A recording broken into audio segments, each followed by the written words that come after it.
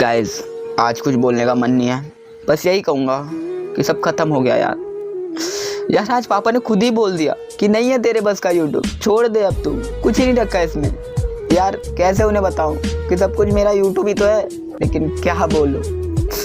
बस गाइस यही बोलूँगा कि अपने पास ये लास्ट मौका है। अगर आपको मुझे प्यार सपोर्ट दिखाना है तो इसी वीडियो पे दिखाना होगा, जिससे मैं अपने बाबा को दिखा सकूं और बता सकूं कि मैं कुछ कर सकता हूं यूट्यूब पे।